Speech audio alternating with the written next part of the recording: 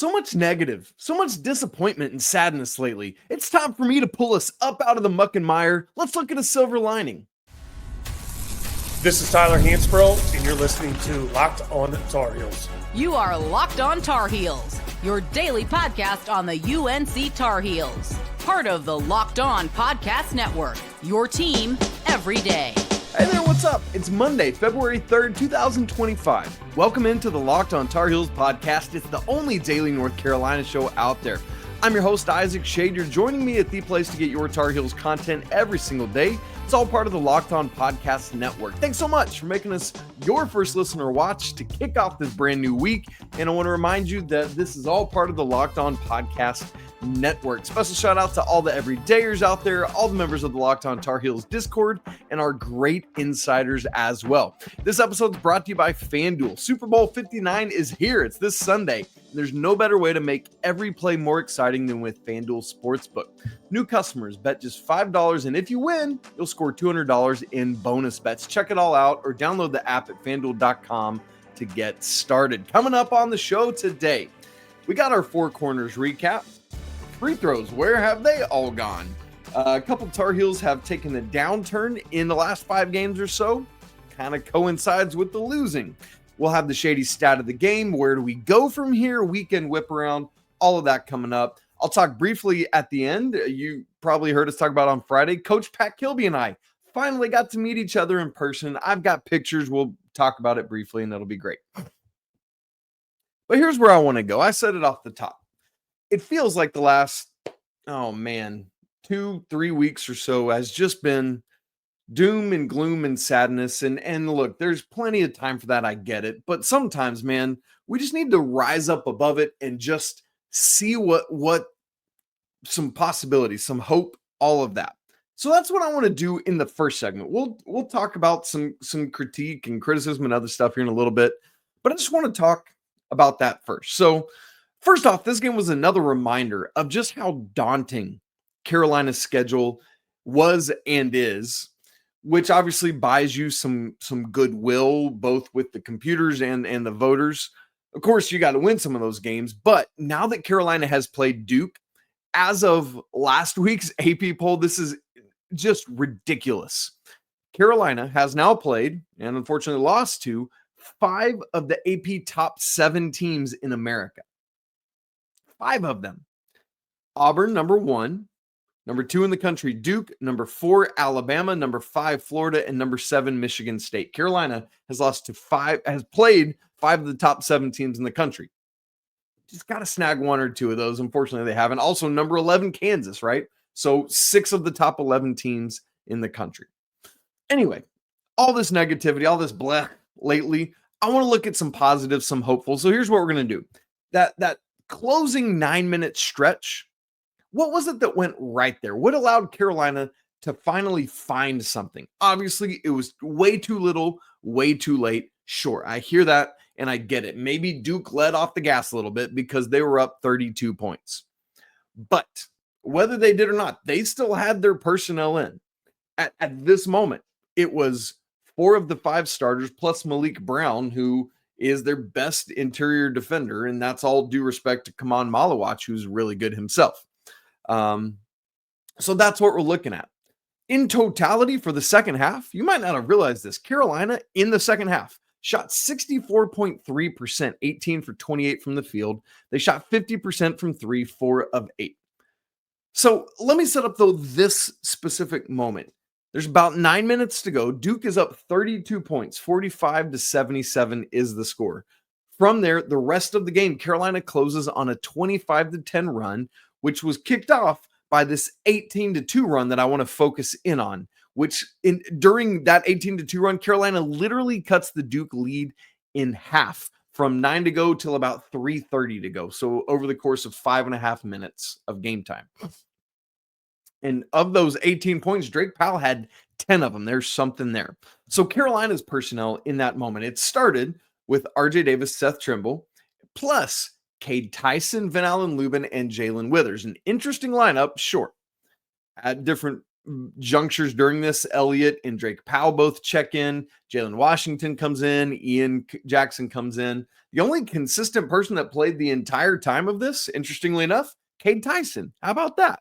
So this Carolina had played a possession of zone in the first half. They were already down 15 at that point.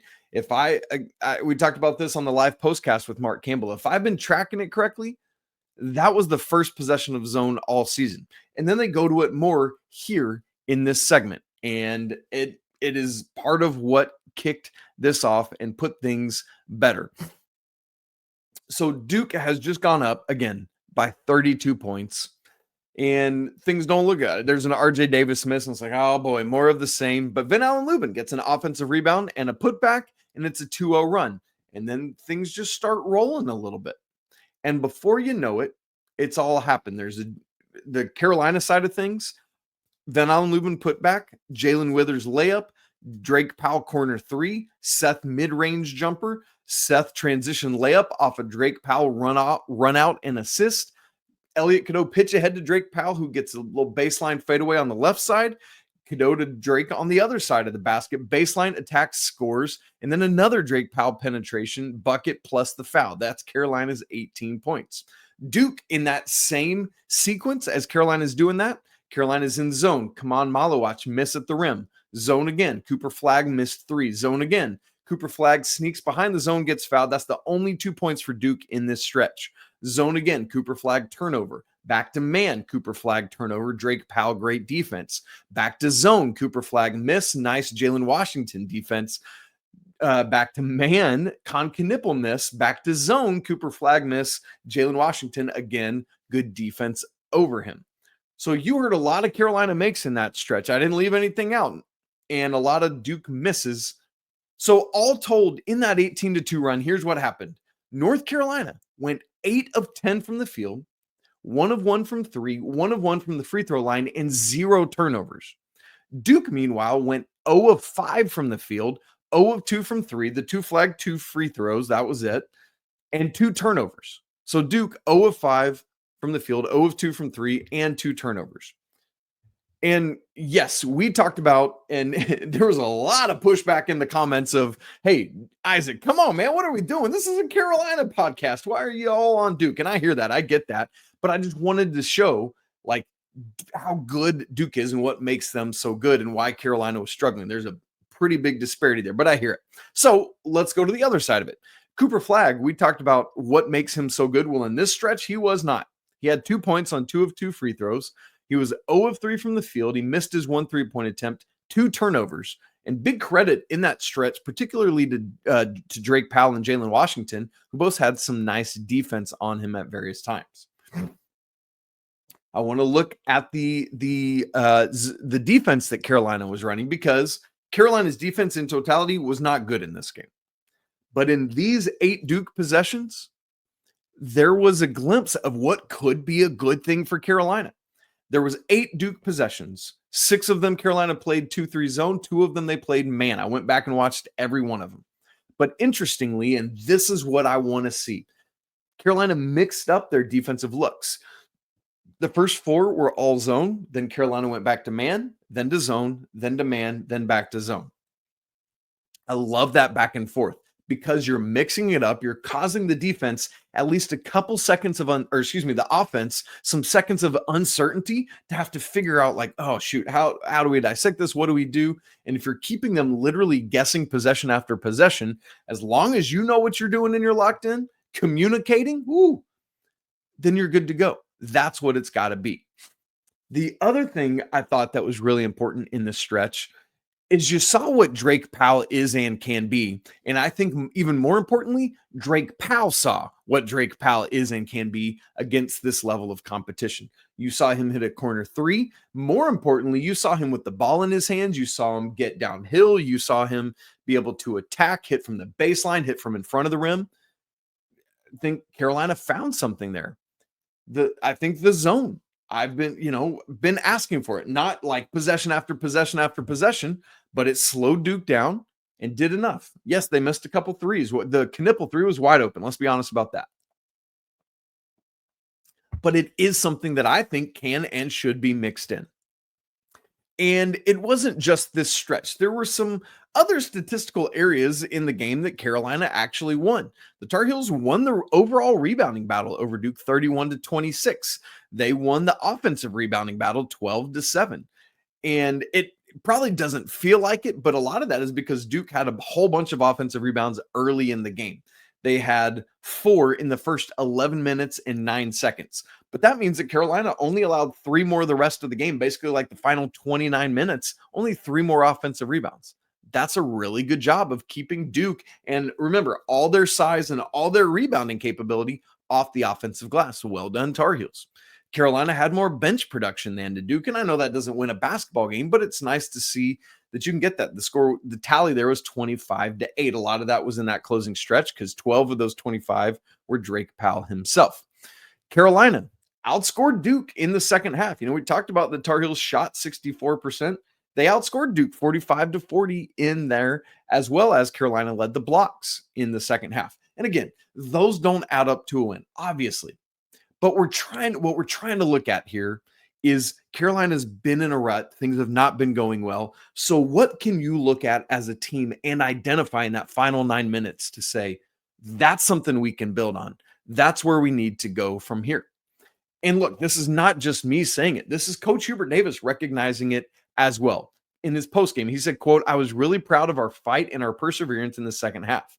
I thought we did some good things on both ends of the floor, agreed, that could move us positively forward. And that's something that I communicated to the team in the second half and after the game in the locker room. The only thing you have control over is how you react and you respond.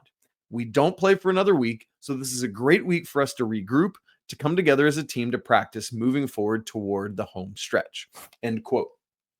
And I'm right with Coach Davis. I already planned to talk about this even before reading this quote. So it's not like Coach Davis and I was like, "Oh, let me go find this." It was like, no, we saw it and we felt it in real time. And again, yes, the game is out of reach. It's out of touch at that point. But this is about Carolina finding things to do to make themselves respectable down the stretch so that they could look themselves in the mirror when they went to bed and said, we played till the final whistle. And they did. And I thought that was a very important thing. Who knows what possibilities are ahead, but Carolina kept fighting, and that gives me good hope for what is still ahead. Again, I wanted to talk about some silver linings, and I think there's some legit things to look at. Well, we do need, though, to turn to the Four Corners recap, where we're going to look at some not so rosy things, because this was not so rosy a game in totality. So we're going to zoom back out, look at everything, and try to make some sense of some of these numbers and other things that are going on. We'll do that in just a second. Right after I tell you about FanDuel. Look, Super Bowl 59 is here. One game, 2 teams, endless possibilities. And there's no better way to make every play more exciting than with FanDuel Sportsbook. Whether it's predicting the first touchdown, calling the MVP, or even betting on the coin toss, FanDuel makes it easy to get in on the action. They've got live betting all game long, and with that, you can even adjust your bets as the game unfolds and feel the thrill from kickoff to the final whistle. That live betting feature lets you stay involved no matter what happens on the field, and the app is super easy to navigate. Beyond that, knowing that you can place a $5 bet and potentially win $200 in bonus bets for the Super Bowl, man, that's the icing on the cake. Overall, Chiefs are favored by 1.5 in this game. I just went to find some like wonky lines, and one of them is you can go Jalen Hurts and Saquon Barkley to each record 5 or more rushing yards in each quarter. I love the specificity of that. It's at plus 600 if you want to get it. Download the app or head to FanDuel.com to get started. Bet $5, and if you win, you'll score $200 in bonus bets with FanDuel.com. Bet with FanDuel, official partner of Super Bowl 59. Time for the Four Corners recap. 4 corners, 4 things we looked at from this game that I thought were important, both in this game and multiple of these kind of at a broader view as well. We'll start with free throws. And my question is, where have all the free throws gone? Carolina started the season making a living at the free throw line. I mean, they were basically getting frequent flyer miles at the free throw line. They could have had some free nights at the free throw line hotel and inn, or whatever you want to say. But they've really dropped off lately. And here's some numbers to back it up. It's not just me saying that and thinking it. You know I'm going to come with numbers. First 16 games of the season, the Tar Heels were averaging 24.25 free throws per game. In the 7 games since then. That was starting with the NC State game back on January 11th. That number has dropped from 25 and a quarter down to 15.86 free throw attempts per game. That's a big drop off. Those last 7 games include the 5 lowest single game total free throw attempts of the season. Boston College and Stanford are the outliers in those. And I think ultimately this is just part of the decline of the offense. Carolina, as we flip it back to the silver lining of it, needs to find a way to get back to the free throw line. And I know that, again, the guards are short and they get blocked, but you can't let that deter you. You've got to keep going into the paint and find ways to finish or get fouled. Attack shot blockers. Don't let them get extended. Get into their body. Whatever it takes, got to keep going in and finding free throws. Number 2 in the Four Corners recap, turnovers. In each of the last 2 games this week, that was the game at Pitt back on Tuesday and then at Duke on Saturday, Carolina had 14 turnovers in each of those 2 games. And both of those opponents were really good at turning those turnovers into points. As Coach Davis said post-game, there's a lot of pick sixes, meaning a lot of live ball turnovers that led to run out dunks and layups and things of that nature. So, for example, against Duke on Saturday, Carolina had a really nice layup to Van Allen Lubin to start the game. But after that, they committed 3 turnovers in their next 6 possessions. That's half of the next 6 possessions. You can't do that against a team that is and has been better than you this season, that is more talented, as a team so far from what we've seen. You just can't do that at their place and expect to win. It was a bad start, a devastating start for Carolina. They could never dig out of it. So after that first layup to start the game, really nice possession, 3 turnovers in the next 6, 4 turnovers in the next 8 possessions. That's tough. 9 total turnovers in the first half, and unfortunately 5 of those belonged to Elliot Cadeau. We've talked about that consistency. Elliot has to stay away from negative assist to turnover ratio, and Elliot has to stay away from the foul trouble. He stayed away from the foul trouble on Saturday night, not so much the turnover battle. Let's say, though, let's find some silver lining again. Elliot, 0 turnovers in the second half. So got to cut down on it in the first, got to lead that team well in that category. The problem is, of Carolina's 14 turnovers, Duke got 19 points off of those. And as a reminder from the Pitt game, as I said, 14 turnovers, Pitt got 22 points off of those, meaning that in the last 2 games, Carolina has averaged exactly 14 turnovers a game, and the opponent has gotten an average of 20.5 points off of that. If you allow the opponent to score 80, literally a quarter of their points are coming because you choked up the ball, right? Like, that's what that means.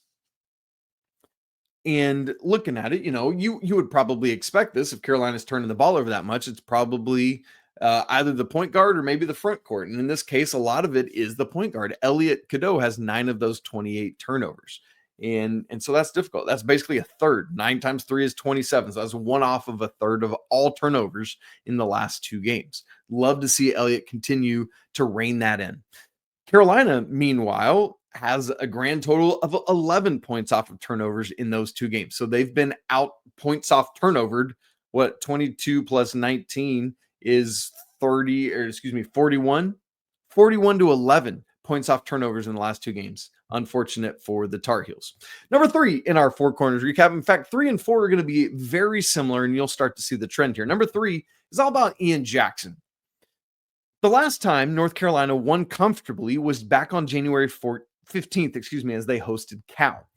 In the 5 games since then, Carolina has lost 4 times, and they won quite near miraculously against Boston College. That's the one win in that last 5-game stretch. Why do I bring those 5 games up? Because in the 7 games from December 21st up through that Cal game, Ian Jackson scored 24, 26, 23, 27, 18, 21, and 20 points. A ridiculous run for anybody, but especially a freshman. He averaged 22.7 points a game in that stretch. But in the 5 most recent games, where Carolina has lost 4 and won miraculously against Boston College in the other, Ian has scored 6, 7, 19, 9, and 8 points, an average of 9.8. So going from an average of 22.7 points in those prior 7 games to 9.8 in the last 5, and it drops to 7.5 in the 4 losses. I don't have to paint too crazy a picture for you to see that Carolina's big drop here has coincided with with Ian hitting something of that freshman wall. Is it more about him doing it? Is it defenses adjusting to what he's doing? Probably some of both of those things, if we're being honest. But it is a fact that while it's happening, while Ian's offensive scoring downturn has happened, so has Carolina's losses. And interestingly enough, the one game they did win, the Boston College game, he had 19. The others were 6, 7, 9, and 8, all single digits. So we're going to watch for that. Can Ian get back going? If it is more about what he's doing, can he find his way back into it? Just trust the system, trust the process. If it's more about what defenses are doing, how does he counteract it? What kind of counterattack does he have? How can the coaching staff help him find it? Maybe in those famous text messages we're always hearing about, maybe Coach Davis can help. I'm just kind of joking around with it, but hopefully Coach Davis and the rest of the staff can help him find some counter moves there as well. Now, in a kind of similar vein, number 4 in our Four Corners recap, Seth Trimble. It's similar to Ian, but less about obviously the freshman wall because he's a junior.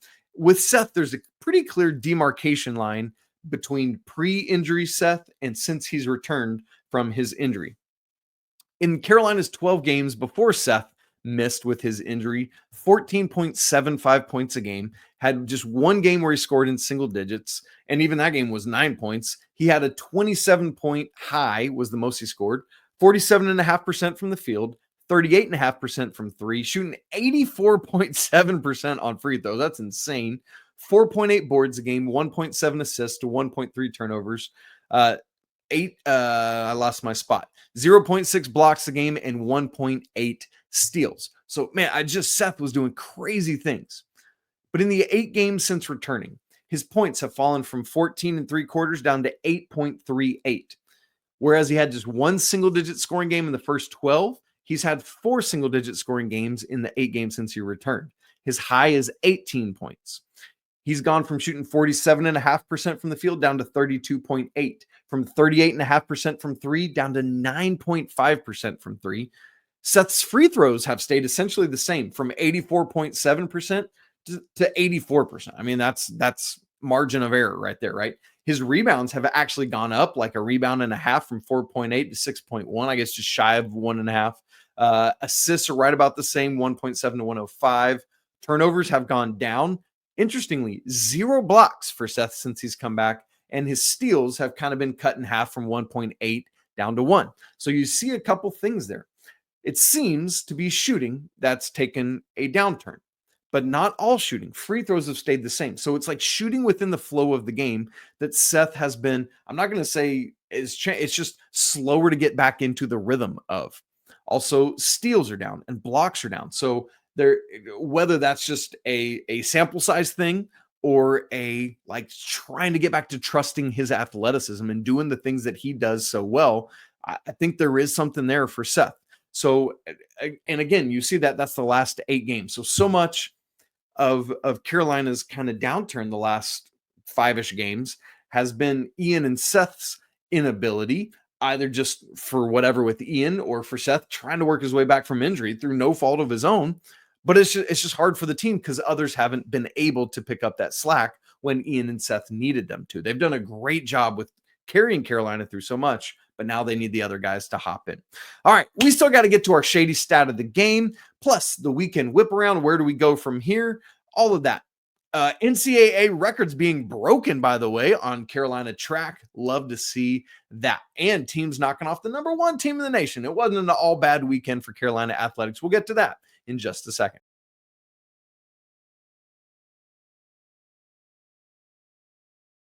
Time for the Shady stat of the game. We're talking points per possession. Carolina's defense had been playing better. Prior to this last 3 games, Carolina had 6 straight games of holding their opponents to 73 points or fewer. No opponent had shot better than 43.9%, and 4 of the 6 were 40% or worse. No opponent shot better than 31.8% from 3, and no one made more than 7 threes. In fact, 4 of those 6 games, the opponent shot 22% or worse from 3, and none of those 4 made more than 4 threes. So Carolina, again, there's the number. They've been doing very well defensively. But in the last 3 games, meaning Boston College, Pitt, and Duke, all 3 of those opponents have scored 73 or more points. It's the exact opposite. All 3 of those opponents have shot 43.6% or better from the field, and both Boston College and Duke shot 50% or better from the field. All 3 of these opponents shot 34.6% or better from 3, and all 3 of them made 9 or more threes, including both Boston College and Duke shooting 50% or better from 3, and both making double-digit 3-point attempts. The defense has taken a downturn, but I bring all that in to say it's not surprising then that Duke's points per possession was 1.403. That is the single highest number surrendered by Carolina this season. And that is, for context, that is an astronomical number. The 2 highest Carolina has surrendered all season, Duke and to Boston College, 1.333 points per possession. Boston College is not a good offensive team, and they just lit up Carolina a couple games ago. So 2 of the 3 highest points per possession Carolina has surrendered all season long have been 2 of the last 3 games. One against a really good offensive team in Duke and one against a not great offensive team in Boston College. So that's your Shady stat of the game. Points per possession trending up for the opposition. Carolina's got to get that sorted out. And to put a bow on this Duke game before we move on, I'm sure we'll talk about it more throughout this week because Carolina doesn't play again until next Saturday when they host Pitt. The reality is Carolina was always going to be hard-pressed to win this game at Duke. There's a talent disparity. There is the size disparity that we talked about, etc. All of those kind of things. Unfortunately, because of the losses that you probably shouldn't have taken in ACC play, the Louisville loss, I mean, you would love to have won that game. Yes, but that's understandable. I know Louisville lost this weekend at Georgia Tech, but that's only their second ACC loss. But you feel like you had to have won at home against Stanford. Really should have won at Wake Forest. Even Pitt, man, you feel like you could have won that game up at Pitt this week and only have that one ACC loss. So because of those 3 losses, it now puts you in a desperate position where you had to have this Duke game to really feel any sort of definitive hope of NCAA tournament possibilities. It's still out there. Carolina could still make it, but there is no space right now. And that's going to be true going forward, not just this Duke game. Against Pitt Saturday, you have to at Clemson on next Monday, a week from today. That is, you have to get both those games, and then you got to run the table of the next 6. The next 6 are all winnable games for Carolina before wrapping up the regular season hosting Duke. To see, can you build on over the course of these next 8 games before you host Duke in the regular season finale? Can you build on what happened in that last 9 minutes that we led the show with? That's what we're talking about. And while we can afford to think big picture like that, the Tar Heels can't. For Carolina, it's focusing on next game, next half, next possession, next what is the little thing I got to do here, next practice, next rep, next communication with my teammates, next film session. All of that has to be so locked in. And the good news is that, as Coach Davis said from that quote we read earlier, you got a week to do that, a week to look at yourself in the mirror and figure out, what are we going to be? What am I going to be? And what are we collectively going to do? A week to let Jalen Washington heal up some more, a week to let whatever, RJ's had that wrap on his shooting hand for so long, to let that heal up. Both Seth Trimble and Ian Jackson had some sort of lower leg thing in the Duke game. Hopefully that's a week. Just all of those nicks and cuts and bruises, got to get those healed up, man. And it's tough, Duke fans reaching out and like, man, I hate it for you guys. And it's like, don't say you hate it for, it's like a good buddy of mine said, he sent me this text. It was like, I felt sorry for UNC, not like forgive them for beating Coach K in his last game in Cameron, sorry, but a little sorry. My retort back to him was, I think what you meant was not like forgive Carolina for beating Coach K in his last game in Cameron and sending him to his retirement by beating Duke in the Final Four in the first time the 2 teams ever played in the NCAA tournament. Sorry, but a little sorry, right? Like, at least we have things like that to fall back on. It's just, man, Carolina's got work to do. And pride, let's go out and do it. It starts with Pitt Saturday, but really it starts with practice this week. How locked in are you going to be? So there's that. Another kind of happy thing that happened, we talked about, and I mentioned it earlier. On Friday night, my family and I got to drive about an hour west of us to Fairland, Oklahoma, where Coach Pat Kilby's high school team, the was coming over to play that Fairland team, the Dale High School Pirates. And that's the team that Coach Pack coaches. And so got to go meet him in person for the first time. For those of you watching on YouTube, you see the pictures up here. If you're not watching, if you're listening to this, no problem. I posted it all on social media, on my Facebook and Twitter and everywhere else. You can go check it on Instagram, Threads, Blue Sky. I don't know. It's all on all of them.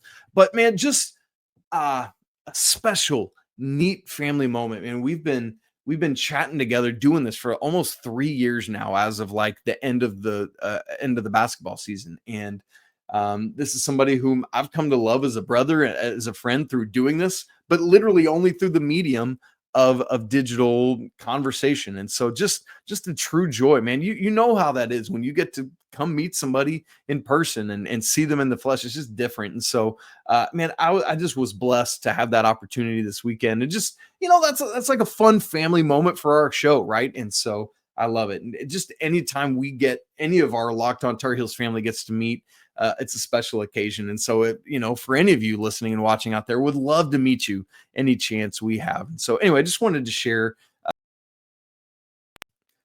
I think I just clicked myself off, that special moment that Coach Pat Kilby and my family had this weekend. So that was a lot of fun. Okay, weekend whip around really quick, and then we'll get out of here. Some great stuff happened in Carolina athletics. Women's basketball, man, they had lost, remember, to Florida State last Sunday at home. Disappointing loss. They make up for it by going out on a West Coast swing Thursday night, winning at number 19 Cal 65-52, double-digit win. Basically, Cal took a 2-0 lead. Alyssa Utsby hits a three like a minute and 10 seconds into the game. Carolina never trailed the rest of the way. Really good stuff. There was Cal's first home loss of the season. Then Sunday, Carolina was at Stanford. Heels held a nice lead for a lot of the way, but had to hold on down the stretch, but they did and win 69-67. Stanford went on a run in the fourth quarter. Heels held them off, ultimately won just because of running short on time. We won't get into many more details on that, but man, again, really good way for the Tar Heels to get back in the win column, sweeping that. Carolina, perfect 6-0 in road games. Love it so much. 20-4 overall, 8-3 in ACC play. Just like the men, the ladies are off midweek before they go to Clemson next Sunday. Got to keep those road games going. Women's tennis on Saturday was at number 1 in the nation, University of Georgia, down in Athens. And the ladies come away 4-3 victors. They got the doubles point, and then they won the first two singles matches. Tanguilig at 4 finished 6-3, 6-2. Then Thea Radman at number 2 finished 3-2. So Carolina's up 3-0. It's like, we just got to get one more. The problem is Georgia won the next 3 matches, 3, 5, and 6 to even things up. So all eyes now turn to court number 1, singles number 1, where Reese Brantmeyer, and this, man, I just love this story. Reese is back from her injury that cost her most of last season. She's going off against the number 1 player in the nation from Georgia right here. And it's like, you gotta upset her to get Carolina this victory on the road against the number 1 team in the nation. Reese wins the first set 7-5, dropped the second 3-6, and then wins the decisive third set 6-4, gets that break. Man, that is great tennis. That is stressful tennis, but I love it. Way to go, Lady Heels. Great stuff. They're now 6-1. And next up, remember, is the ITA Indoor Championships. That's up in Illinois starting this Friday. Brackets can be released tomorrow, so watch out for that. Reminder, Carolina's won 3 of the last 4 or 4 of the last 5 of these. Pretty crazy stuff. They lost last year. I think Oklahoma State won, if I remember correctly. But a young team, kind of a lot of new faces, and a great opportunity for them to go do that. On the men's side of tennis, unfortunately, they lost this weekend against Illinois 2-4. Carolina won the doubles point, but then too much in singles from Illinois. The guys are now 2-2, and they host both Campbell and NC Central tomorrow. Wrestling. Tough one, man. They went over to NC State. Carolina's 18th in the country. NC State 6th. NC State wins 19-16. A close one there. Really tough for the guys to not get that, but a nice showing. But moral victories is tough to deal with. Track and field. We are setting all-time NCAA records over here, folks. Ethan Strand, this is crazy, set the NCAA indoor record for the mile, 3 minutes 48.32 seconds. The previous was 3 minutes 50 seconds by Cooper Tier of Oregon back a couple years ago, February of 21, so I guess 4 years ago. Ethan Strand, first ever collegiate runner to go under 350 in the mile. And how about this? Not only is it like an NCAA big deal, this was the third fastest indoor mile ever. Not just like NCAA. In the history of recorded humankind, this is the third fastest indoor mile that's ever been. Ethan Strand, unreal stuff, man. Way to go, Ethan. Absolutely love it. Michaela Page on Saturday, or was it Saturday? Yes, set the UNC record in the 800 meter, 2 minutes, 57 seconds, shattering the previous record, which was 2:03.85. Man, great stuff. Women's golf is in action. It started Sunday, but it's ongoing through the first couple of days of the week here down in Orlando. Gymnastics lost at Stanford on Friday night, 197.250 to 195.775. So a couple losses in different areas, but man, like literally setting NCAA records, the third fastest human in an event ever, upsetting number one Georgia on the road. And so some really neat stuff for the Tar Heels all around. All right, guys, that's going to do it for today's show. Thanks for hanging in with me. Just wanted to try to bring us up a little bit, because I know we've all been down lately, right? And I know you've been feeling that. I've been feeling that. I get off and I'm like, man, I'm down. It's hard. It stinks. And I know there are tough conversations to be had, right? Like, we're not going to shy away from those. That's not me. But I do feel like sometimes we just need to rise above it and just say, hey, what can we pull out of this that was good? So thanks for sticking with me on that today. If you haven't subscribed to Locked On Tar Heels on video and audio, do it right now. Hit subscribe on YouTube. We're getting so close to our 10,000 subscribers in the first 3 years of the show. We're just shy of 9,800. So we got about 200 subscribers left to go. We got about 25 days to do it. You be the next one. Help us get there. Come on, man. Make it happen. If you've not joined Locked On Tar Heels Discord, we'd love to have you there as well. The link's in the show notes. Absolutely free to join. If you want to go deeper, Locked On Tar Heels Insiders, lots of great perks there. Check it out. Help support the show. It's always a great day to be a Tar Heel. We'll be back tomorrow. We're going to talk football schedule. We haven't gotten to that yet, and some other things as well. But until then, peace.